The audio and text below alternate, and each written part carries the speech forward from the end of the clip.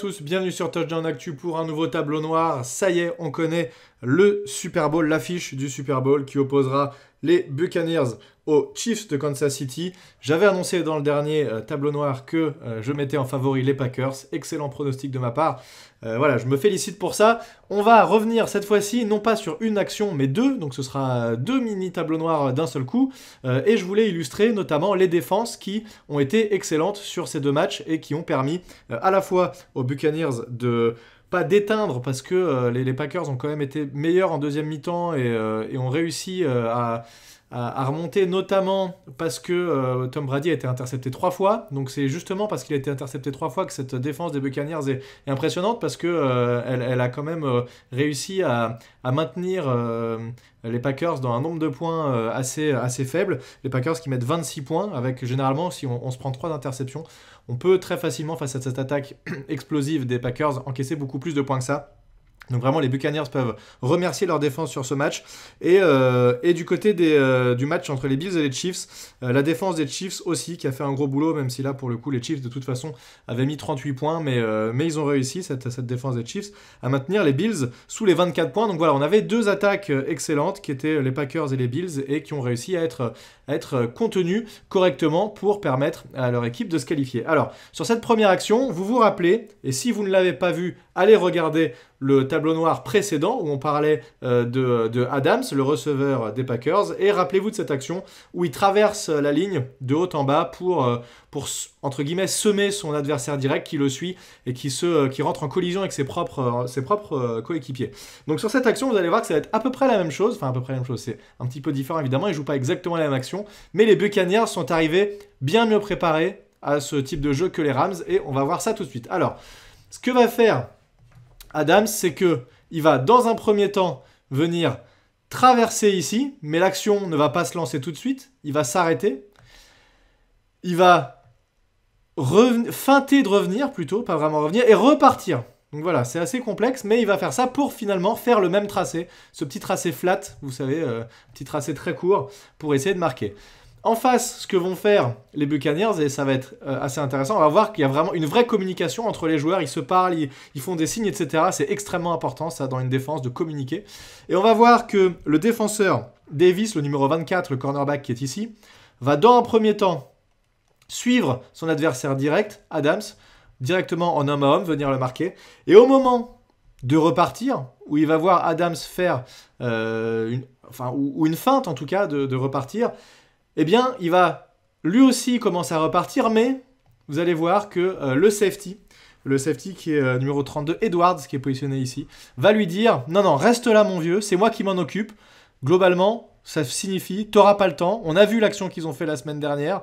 Si tu essaies de traverser et de le rattraper, tu n'y arriveras pas, donc c'est moi qui vais y aller. » Et en fait, le corner va rester ici, et vous allez voir ce qui va se passer. Ça va complètement éteindre le jeu des Packers. Donc, on va avancer cette action.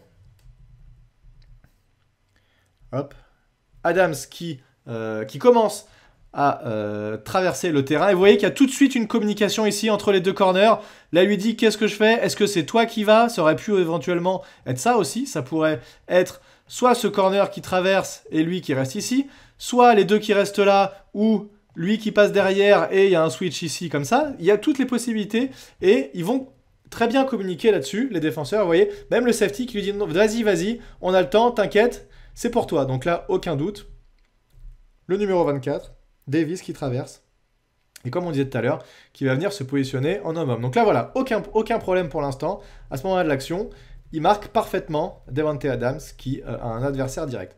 Là, Adams, comme on disait, fait feinte de repartir. Et là, à ce moment-là, regardez, de nouveau communication. Regardez le safety à droite de l'écran, ici. Il lui dit « Non, non. T'as pas le temps », et on voit que de toute façon Davis, déjà, le numéro 24, est déjà en retard à ce moment-là de l'action.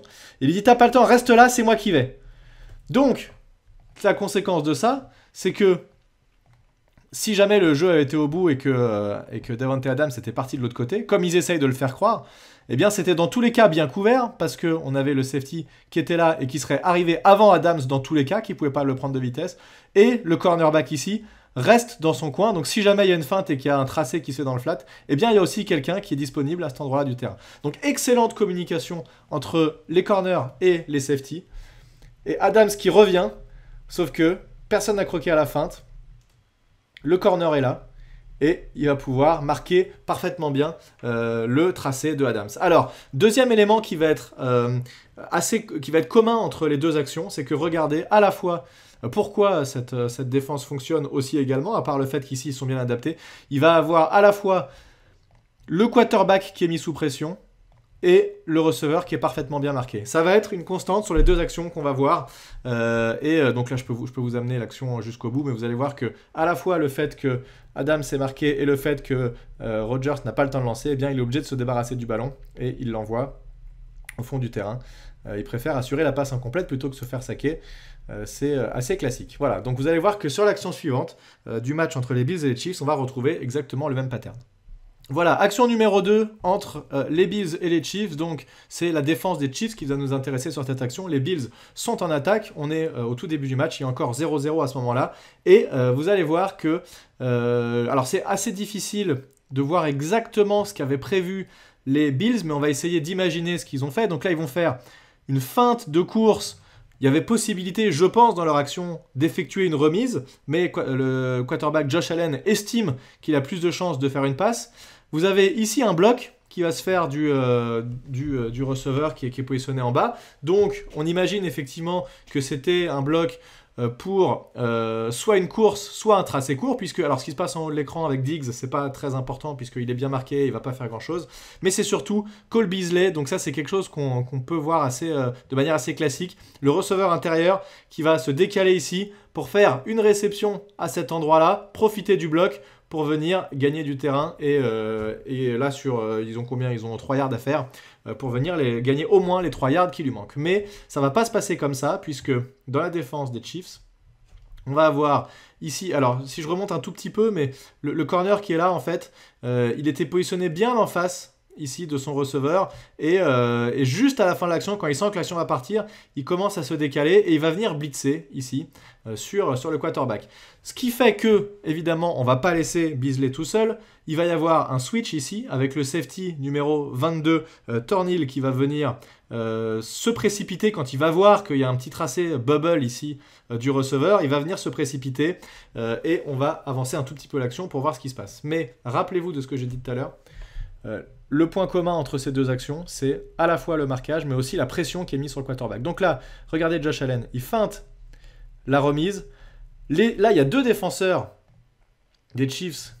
Il y a le corner qui est venu blitzer et un outside linebacker qui sont là, qui vont pas trop croquer à la feinte. Donc, on peut comprendre à ce moment-là de l'action que Josh Allen se dit la course, c'est possiblement mort, il se ferait sûrement plaquer trop vite ici, donc il décide de garder le ballon, et vous voyez ici ce petit tracé sur l'extérieur de Beasley, qui espère faire la réception avec le receveur ici extérieur, qui est en train de déjà bloquer pour frayer un chemin à Beasley. Sauf que, en fait, le temps qui se met en place, Josh Allen, et là c'est là où j'arrive pas à savoir si c'était prévu comme ça ou pas.